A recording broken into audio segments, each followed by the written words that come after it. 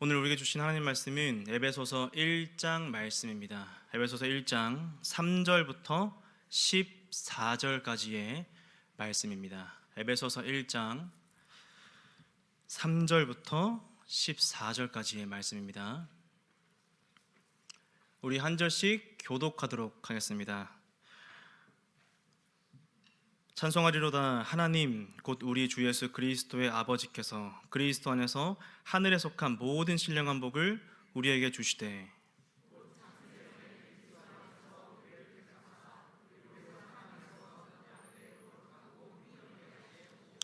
그 기쁘신 뜻대로 우리를 예정하사 예수 그리스도로 말미암아 자기의 아들들이 되게 하셨으니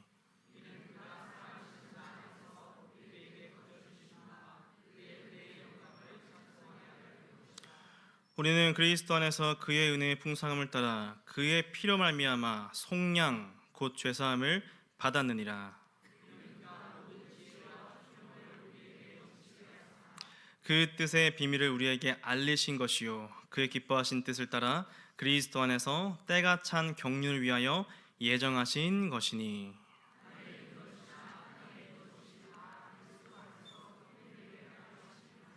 모든 일을 그의 뜻의 결정대로 일하시는 이의 계획을 따라 우리가 예정을 입어 그 안에서 기업이 되었으니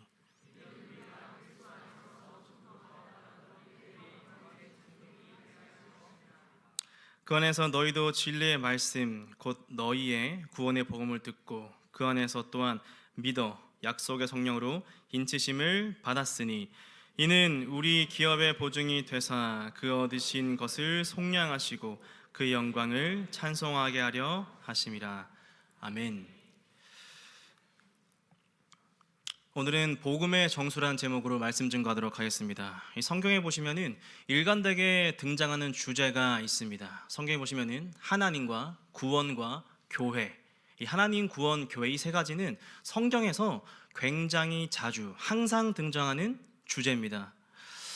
특히나 이 성경을 하나님께서 죄인을 어떻게 구원하시는가, 하나님이 죄인을 어떻게 구원하시는가, 구속사라고 하죠. 이 구속사의 관점에서 보면은 이 성경의 대부분의 본문에서는 이 세 가지는 빼놓을 수가 없는 중요한 주제입니다. 오늘 본문이 에베소서입니다. 에베소서는 바울이 감옥에서 쓴 편지죠. 옥중서신이라고 불립니다. 이 옥중서신인데 이 에베소서의 중요한 주제가 무엇일까요? 에베소서의 중요한 주제는 교회입니다. 에베소서에서는 이 하나님, 성경, 하나님, 구원, 교회 이 모두가 등장하지만 특히나 교회에 대해서 정말 많이 말을 해주고 있습니다. 교회의 본질, 교회의 참된 터, 교회의 직분, 이 교회에 대한 이야기가 에베소서에 가득 담겨져 있습니다. 한번 여러분들 질문 한번 해보겠습니다. 이 에베소서에서 이 교회의 본질이 무엇이라 할까요? 교회를 세우는 가장 중요한 본질이 무엇입니까, 성도 여러분? 말씀이죠. 복음입니다. 교회의 참된 터는 누굽니까?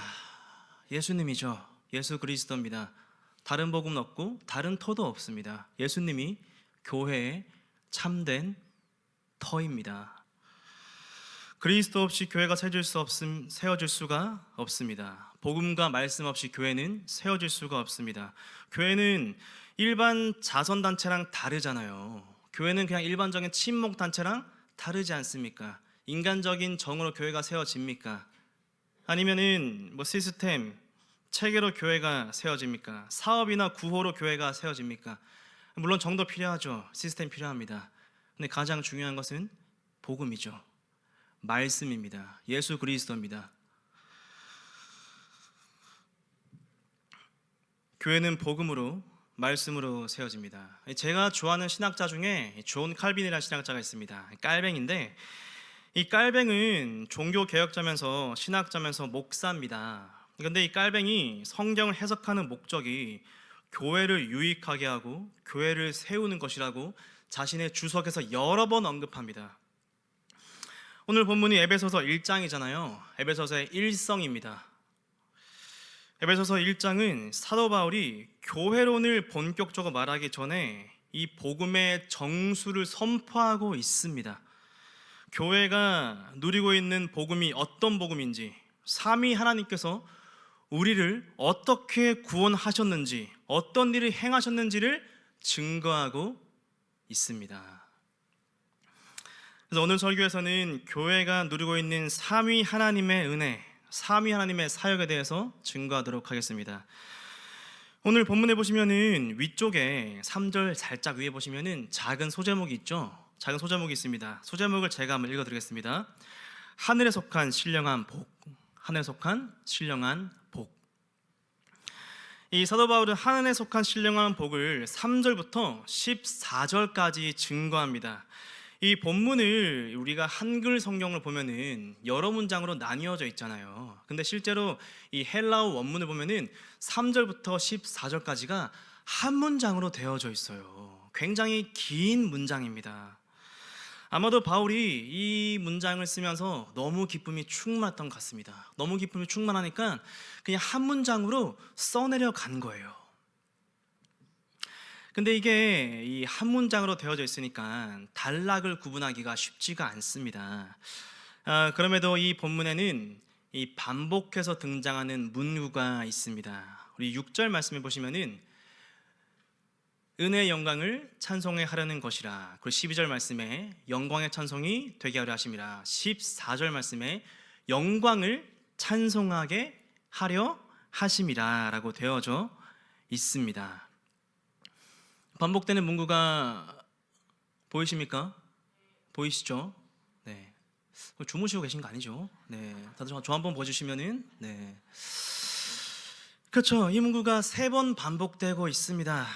그래서 이 문구를 중심으로 본문을 3부분으로 나눌 수가 있습니다. 3절부터 6절, 7절부터 12절, 그리고 13절, 14절 이렇게 나눌 수가 있습니다. 3부분으로. 근데 우리 기독교에서 셋 하면 떠오르는 게 있지 않습니까? 그렇죠. 너무 대단하십니다. 삼일체 맞아요. 우리가 믿는 하나님 삼위일체 하나님입니다. 맞습니다. 하나님은 한 분이시고 세 위격이 존재하시죠. 이 본문은 바울이 의도적으로 세 부분으로 구성하면서 우리 삼위 하나님의 영광, 이 하나님의 구원을 찬송하고 있습니다. 첫 부분이 3절부터 6절까지였죠. 3절부터 6절까지는 성부 하나님의 사역을 찬송합니다. 그리고 7절부터 12절 성자의 사역을 찬송합니다. 그리고 13절, 14절 성령 하나님의 사역을 찬송하고 있습니다. 성부와 성자와 성령의 이 삼위 하나님의 사역을 3절부터 14절까지 해서 찬송하고 있는 것입니다. 놀랍죠? 하나님이 우리를 구원하실 때에 예수님만 희생하고 예수님만 사역하고 예수님만 혼자서 하신 것이 아닙니다. 우리 삼위 하나님이 함께 하셨습니다. 에베소서에서는 구원을 설명할 때 하나님에게서 시작해서 우리가 어떻게 구원을 받았는지를 말해줍니다. 구체적으로 이 3절부터 하나님께서 어떤 사역을 하셨는지 나타나 있습니다. 우리 3절 말씀 함께 보겠습니다. 3절 말씀 함께 읽겠습니다. 시작. 찬송하리로다 하나님 곧 우리 주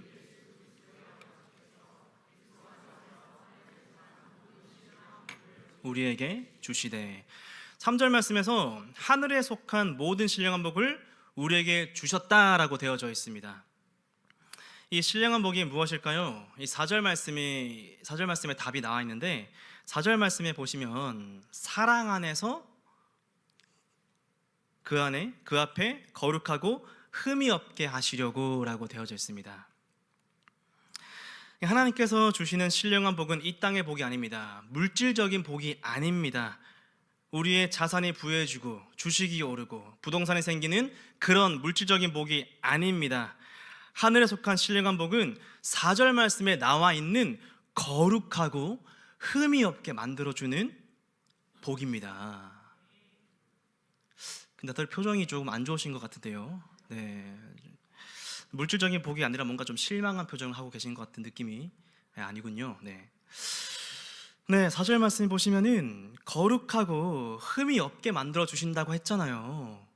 자, 근데 우리 인간들이 거룩한가요? 부정한가요? 흠이 있어요? 아니면 흠이 없어요?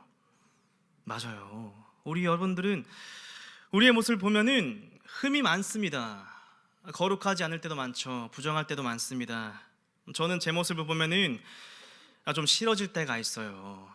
물론 저는 거울 보면 굉장히 만족해하지만, 근데 이제 제 마음속에 있는 악한 모습들, 연약한 모습들, 더러운 모습을 보면은 나는 왜 이럴까? 나 목사인데 나는 왜 이럴까? 근데 또 문제가 있습니다. 우리는 계속 죄를 짓거든요. 우리 계속 범죄합니다. 제가 저희 유년부 아이들한테, 유년부 아이들이 1, 2학년이에요. 초등학생 1, 2학년 아이들한테, 얘들아 너희들은 죄인이다 라고 알려줍니다. 너는 죄인이다. 그리고 애들한테, 얘들아 목사님은 죄를 지을까 안 지을까? 라고 물어봐요. 저 죄를 지을까 안 지을까요? 네, 제가 생긴 건 안 짓게 생겼지만 죄를 많이 짓습니다. 죄를 굉장히 많이 짓고 매일매일 범죄합니다. 그래서 제가 애들한테 말해줍니다. 얘들아 나도 죄를 짓는다. 애들도 저한테 목사님 죄 짓잖아요 라고 말을 해줍니다. 똑똑하죠? 얘들아 맞다, 내가 너희보다 나이가 더 많기 때문에 내가 너희보다 더 많이 죄를 지었다. 얘들아 근데 선생님들이 목사님보다 나이 많다? 선생님들은 더 죄니다. 우리는 끊임없이 죄를 만들어내는 죄인입니다. 남녀노소 할 것 없이 나이가 적으나 나이가 어리나 나이가 많으나 모두가 죄인입니다. 우리가 특정한 범죄를 하고 있어서 죄인이라는 것이 아니라, 우리가 뭐 살인, 강도, 횡령 이런 것들을 했기 때문에 죄인이라는 것이 아니라 우리는 죄인으로 태어납니다. 우리가 선행을 아무리 많이 한다 하더라도 우리는 비참하게도 이미 우리는 지옥에 갈 만한 충분한 죄악들을 저질렀습니다. 에베소서 2장 1절에 보시면은 이렇게 말합니다. 우리 한번 함께 읽겠습니다. 시작. 그는 허물과 죄로 죽었던 너희를 살리셨도다. 1절에 뭐라고 되어져 있습니까? 허물과 죄로 죽었던, 허물과 죄로 죽었던. 성경에서는 우리의 존재에 대해서 말할 때 우리가 뭐 반만 죽었다고 하거나 조금 죽었다고 하거나 그렇게 말하지 않습니다. 이미 죽었다라고 말을 합니다.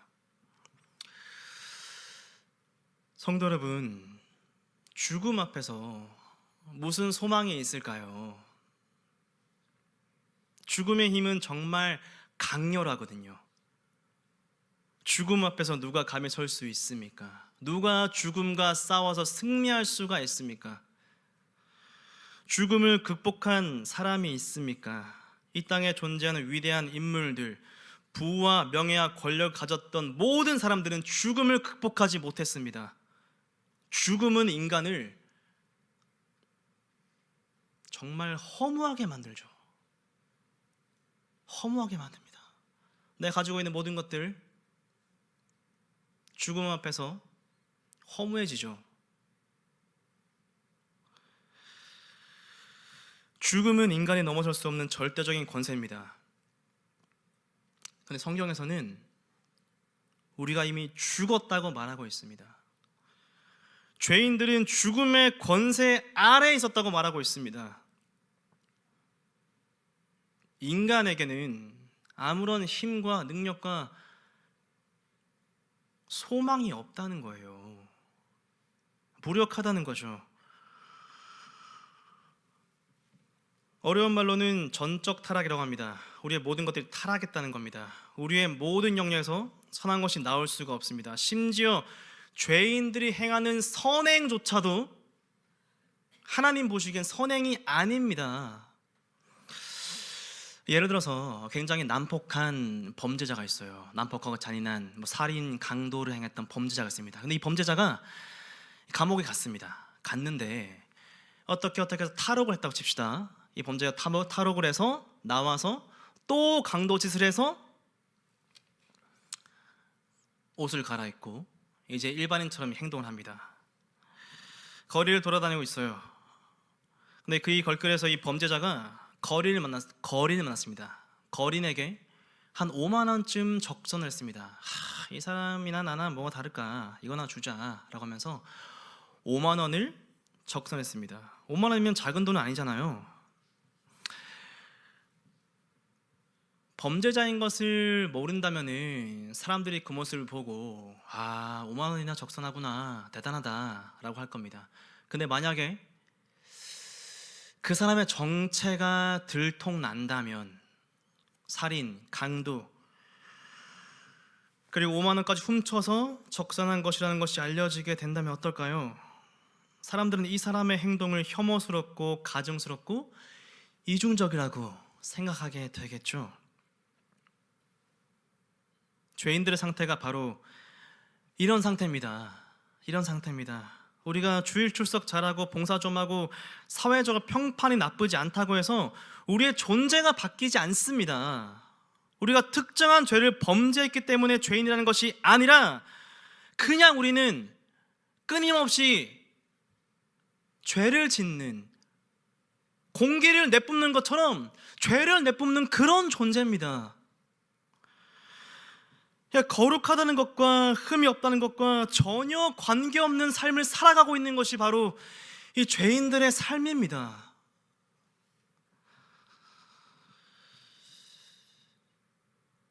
아까 신령한 복이 거룩하고 흠이 없는 것이라고 했지 않습니까? 이 거룩하고 흠이 없는 것이 비물질적인 것이라고 했죠. 물질적인 것과는 거리가 멉니다. 물론 우리에게 이 물질적인 복이 있으면 좋겠죠. 저도 그렇습니다. 근데 우리가 살아가면서 돈이 부족하지 않았을 때가 있습니까? 물질이 부족하지 않았을 때가 있습니까? 우리 물질 항상 부족하잖아요. 돈은 정말 있을 때도 없고 없을 때도 있어요. 정말 신기합니다. 정말 신기해요. 근데 하나님이 주시는 이 신령한 복, 이 신령한 복은 누군가가 빼앗아갈 수가 있습니까? 누군가가 훔쳐갈 수 있습니까? 아니면 우리가 이 복을 얻기 위해서 열심히 노동하고 노력한다고 해서 받을 수가 있습니까? 받을 수 없는 겁니다. 저는 저희 아이들이 이 신령한 복을 받았으면 좋겠다는 생각이 정말 많이 들었습니다. 이 본문을 묵상하고 이전부터도 생각했던 거지만 우리의 아이들이 이 신령한 복을 받는다면은 전 정말 소원이 없을 것 같아요. 정말 소원이 없을 것 같아요. 하나님께서 우리 아이들을 택하시고 아이들이 하나님을 바라보고 의지하고 사랑하고 정말 하나님을 믿으며 살아간다면은 제 마음에 정말 소원이 없을 것 같습니다. 이 신령한 복은 제가 줄 수 있는 게 아니거든요. 제가 책임질 수 있는 게 아니거든요. 제가 노력한다고 해서 아이들한테 신령한 복을 줄 수가 없거든요. 정말 우리 아이들이, 우리의 자녀들이 이 복을 받고 같은 믿음을 가지고 살아간다는 게 너무 감사하지 않습니까? 저보다 더 탁월하고 능력이 있는 하나님이 우리 아이들의 아버지가 되어주신다잖아요. 너무 감사하지 않나요? 그것만큼 복되고 좋은 일이 있습니까? 이 신령한 복은, 이 거룩하게 되고 흠이 없게 된다는 이 복은 정말 이 땅에 있는 복들과 비교할 수 없는 너무나도 위대한 복입니다. 근데 하나님의 입장에서는 이 죄인들을 거룩하고 흠이 없게 만든다는 게 쉬운 일이 아니거든요. 왜냐하면 하나님은 공의로우신 분이십니다. 공의로우신 분이시잖아요. 그러니까 죄가 있는 것을 없다고 할 수가 없어요. 죄가 있는 거는 있는 거예요. 죄가 있는데 없다고 하면은 불의한 거죠. 이 죄가 있는데 이 죄를 하려면은 죄의 대가를 이제 치러야 됩니다. 성경에서는 죄의 대가가 뭐라 할까요? 로마서 6장 23절에 보시면은 죄의 삭은 사망이요라고 되어져 있습니다. 이 죄의 대가 죽음입니다. 죄의 싹은 사망입니다. 죽음 없이는 이 죄의 문제를 해결할 수가 없습니다. 그러나 하나님께서는 우리의 죄도 해결해 주시고 우리를 거룩하고 흠이 없게 만들어 줄 수 있는 방법이 필요하거든요. 하나님의 공의를 충족시키고 그리고 우리도 구원할 수 있는 방법이 필요합니다. 어떻게 해야 될까요? 우리 7절 말씀 함께 보겠습니다. 우리 7절 말씀 함께 읽겠습니다. 시작. 우리는 그리스도 안에서 죄사함을 받아내리라. 이 7절 말씀의 핵심 단어가 무엇입니까? 속량입니다. 속량. 이 속량은 값을 주고 산다는 겁니다. 특히 옛날 고대 시대 때는 노예들이 있었잖아요. 노예들을 살 때 사용했던 단어가 속량, 구속 이렇게 됩니다. 근데 옛날에 이 고대 시대 때는 노예들은 그냥 물건이었어요. 인격체가 아닙니다. 노예들은 이 시장에서 매매될 때에 물건이니까 그냥 모든 옷들을 탈의한 상태로 이제 시장에 섭니다. 시장에 서면은 사람들이 보고 구매를 하는 거죠. 노예들한테는 수치, 비참, 부끄러움 그런 거 없습니다. 노예는 그냥 물건입니다. 사람들이 이제 경매가 하게 되면은 이렇게 말하겠죠. 저 사람 몸이 좀 약하니까 나는 10냥. 저 사람은 좀 일을 못할 것 같으니까 저 사람은 그냥 7냥 정도로 하자. 저 사람 괜찮은데? 물건 좀 괜찮은데? 저 노예 좀 일일이 잘할 것 같고 내 말 잘 들을 것 같으니까 30냥. 그런 식으로 경매를 합니다. 값을 부릅니다. 로마 사회에서는 전쟁 포로들이 노예로 팔려가거나 그랬어요. 전쟁 포로들이니까 가족들이 한 번에 이렇게 팔려오는 경우가 있었습니다. 자, 그러면은 노예 시장에 다 같이 서요. 아빠부터 자녀들까지 쭉 섭니다. 쭉 서면은 이제 아빠는 이제 스페인으로 팔려가고 엄마는 이탈리아로 팔려가고 자녀들은 어디로 팔려갈지 전혀 알 수가 없습니다. 비참해지죠. 비참해집니다. 노예에게 인권은 없습니다. 주인들이 노예를 학대하고 괴롭혀도 그 노예들이 도망치면은 경찰들은 노예를 혼냅니다. 노예를 때립니다. 노예를 때리고 다시 주인에게 돌려다 줍니다. 물건이니까요. 물건 잃어버렸으니까 찾아줘야겠죠, 경찰이. 노예에게 인권은 없습니다. 노예는 진짜 그냥 비참한 삶입니다. 소망과 미래가 전혀 보이지 않습니다. 가족들이 모두 노예에 팔려갑니다. 가족들이 모두 뿔뿔이 흩어집니다. 다시 만날 수 없습니다. 죽을 수도 있습니다.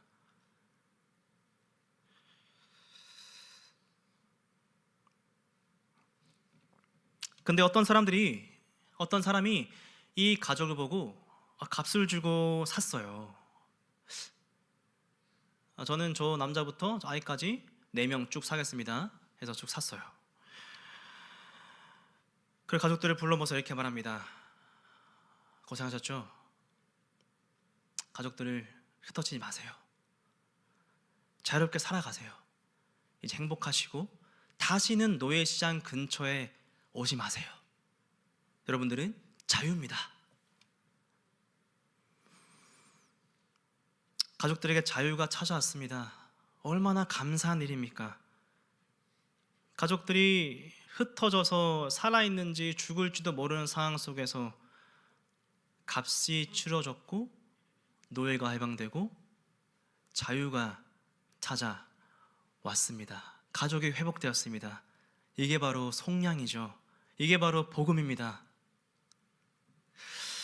하나님께서는 우리를 속량하시기 위해서 어떻게 하십니까? 7절 말씀해 보시면은 그의 피로 말미암아 속량 곧 죄사함을 받았느니라.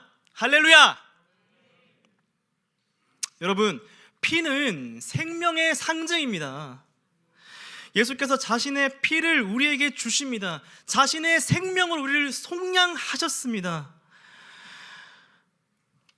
하나님께서는 이 소망도 없고 보잘것없는 이 비참한 죄인을 죽음에서 건지시기 위해서 예수님이 직접 죽음으로 가셨습니다. 그래서 우리의 존재가 어떻게 되었습니까? 5절 말씀에서는 이렇게 말합니다. 자기의 아들들이 되게 하셨으니, 우리가 죄의 노예로 있었습니다. 죄의 종으로 있었고 아무것도 할 수 없는 비참한 상황 속에 있었습니다. 근데 하나님이 우리를 속량하시고 우리를 자녀로 입양해 주셨습니다. 제가 아까 저의 자녀들이 하나님을 믿고 사랑하는 것이 저의 정말 소원이라고 했잖아요. 근데 하나님도 마찬가지입니다. 우리 이사야 53장 11절 말씀 함께 보겠습니다. 제가 한번 읽도록 하겠습니다. 그가 자기 영혼에 수고한 것을 보고 만족하게 여길 것이라. 나의 의로운 종이 자기 지식으로 많은 사람을 의롭게 하며 또 그들의 죄악을 친히 담당하리로다. 아멘. 이 이사야 53장은 고난받는 종에 대한 이야기가 나옵니다. 고난받는 종은 우리의 슬픔, 우리의 질그러지고 징벌을 당하고 고난당하는 메시아의 모습을 나타내고 있습니다. 근데 메시아가 이 고난을 당할 때 마음이 어땠습니까? 11절 말씀해 보시면은 첫 번째 줄에 자기 영혼에 수고하는 것을 보고 만족하게 여긴다라고 말하고 있습니다. 그러니까 하나님께서는 우리를 구속하실 때에 정말 하기 싫어서 막 피하고 도망다니고 어쩔 수 없이 한 것이 아니라 예수께서는 그 십자가의 길로 가실 때에 그리고 우리를 얻으시고 속량하시고 구속하실 때에 예수님은 만족해 하셨습니다. 예수님은 행복해 하셨습니다. 예수께서는 우리가 하나님의 자녀가 되는 것을 기뻐하셨습니다. 이게 바로 부모의 마음이지 않습니까? 이게 바로 부모의 마음입니다.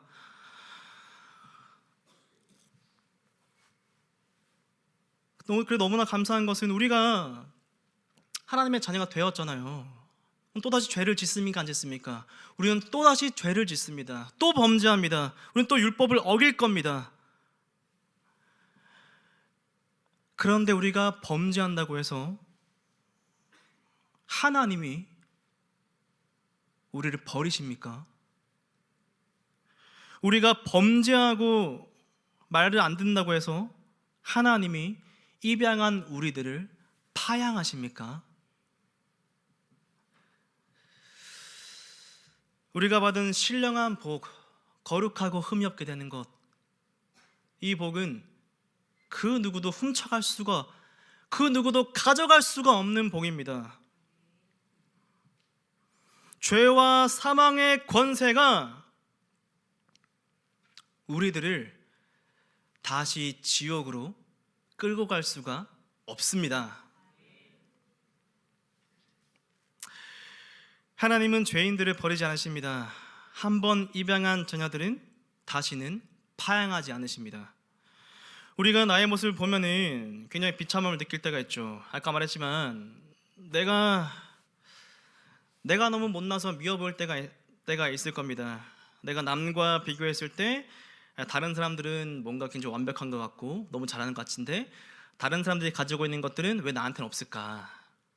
내가 갖고 있지 않은 것들이 있으면은 나는 왜 이럴까? 자기 저주에 빠질 때가 있습니다. 근데 정말 중요한 것은 성령께서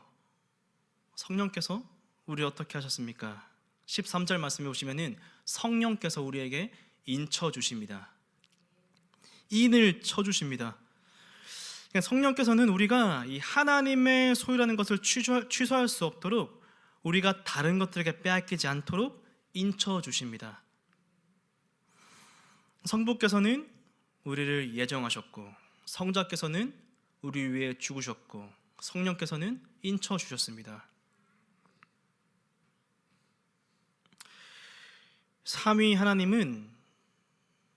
우리 삼위 하나님은 저 같은 이 비참한 인간들 위해서 정말 너무나 많은 수고를 하셨습니다. 그리고 이 비참한 죄인들을 가족으로 다시 엮어 주셨습니다.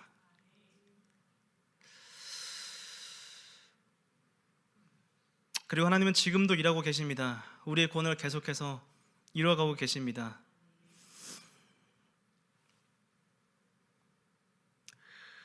하나님께서 우리의 구원을 계속해서 이루어 가시는 한 누가 우리를 정죄할 수 있습니까?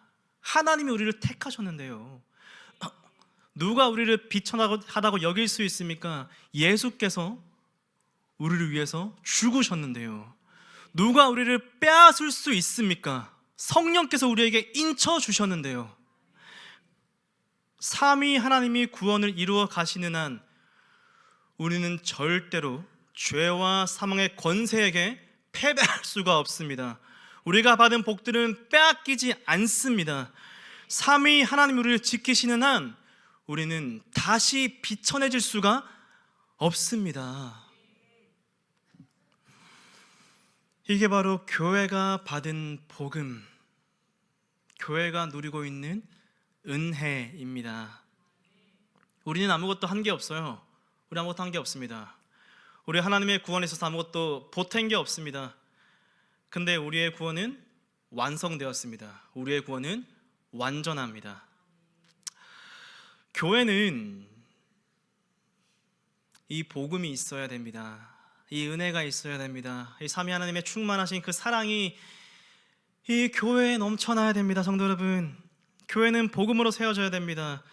죽음에서 승리할 수 있는 방법이 복음 말고 다른 게 있습니까? 죄와 사망의 권세를 넘어설 수 있는 게 하나님의 은혜 말고 다른 것들이 있습니까? 없습니다. 복음밖에 없습니다. 은혜밖에 없습니다. 만약 교회가 은혜를 잊어버린다면은 교회는 다시 노예시장으로 돌아가게 됩니다. 등급을 매깁니다. 비교합니다. 정죄합니다. 우열을 가립니다. 패배자들은 설 곳이 없습니다. 능력 없는 사람들은 할 수 있는 게 없게 됩니다. 죄인들은 회개할 수가 없게 됩니다. 죄를 가리고 외식하게 됩니다. 복음이 없으면은 실패한 사람은 교회에 머물 수가 없는 거예요. 은혜가 없으면은 넘어진 사람은 회복될 수가 없는 거예요. 교회에 은혜가 있고 복음이 있어야지 우리는 서로를 평가하는 게 아니라 은혜를 나누게 됩니다. 은혜를 기억하게 됩니다. 그리고 실패한 사람도 다시 일어설 수 있게 됩니다. 연약한 사람도 머물 수가 있게 됩니다. 죄인들도 회개할 수가 있게 됩니다. 회개할 수가 됩니다. 이게 바로 죄에게 승리하는 것 아니겠습니까? 교회가 죄에서 회심하고 회개하는 역사가 일어나야지, 그래야지 교회가 죄에게 승리하는 것이지 않겠습니까? 그렇죠. 오늘 26년도 첫 번째 두드림 기도회입니다. 저는 정말 올해 여러분들이 복음으로 충만해졌으면 좋겠습니다.